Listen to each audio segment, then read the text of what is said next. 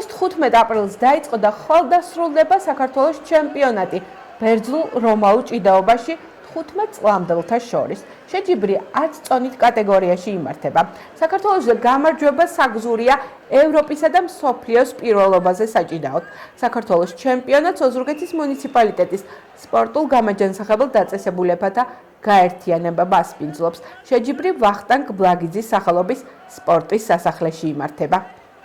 სიხარულოა, რომ ოზურგეთში ტარდება, იმიტომ რომ განვითარებულია ოზურგეთში ბერძნულ-რომაული ჭიდაობა ძალიან დიდი წარმატებებით გამოირჩევა და იმიტომაც არის რომ აქ ტარდება სხვათა შორის ამ ასაკში თავისუფალ ჭიდაობაში გორში ტარდება და ბერძნულ-რომაულში ზუსტად იმიტომ რომ მარტო იმითაც რომ აი თუნდაც ნიკოლოზ კუტუბიძე არის ლიდერი ხავს ამ ასაკობრივ ჯგუფში მოგეხსენება ჩარჩან 2 წლის უფროსებში ევროპის ჩემპიონი გახდა, გუნდის ლიდერია, გუნდის კაპიტნად უნდა ავირჩიოთ წელს, იმიტომ რომ სამაგალითოა.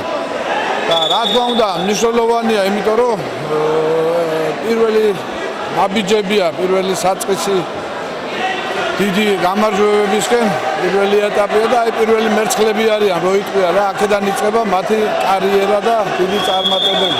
ეს შეჯიბრი ჩემთვის ძალიან მნიშვნელოვანია, იმიტომ რომ ახლოს არის ევროპის ჩემპიონატი, მინდა რომ იქ გავაგზავნო ჩემი ქვეყნის ჰიმნი, იმედია ეს გამომივა, ისევ გავაკეთებ პირველ ადგილს, ავაღჟღერებ ჩემი ქვეყნის ჰიმნს.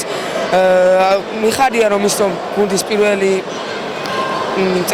პირველი ადგილოსანი ვარ, როგორც ამასახელეს, კარგი არის ესე, იმიტომ რომ ბევრს ჩემს შრომაში, დამისთვის დიდი მადლობა მინდა გადავუხადო კახაბ აბაშიძეს, ჩემპიონატს და შევეცდები რომ ჩემი ქვეყნის ჰიმნი ავაჟღერო.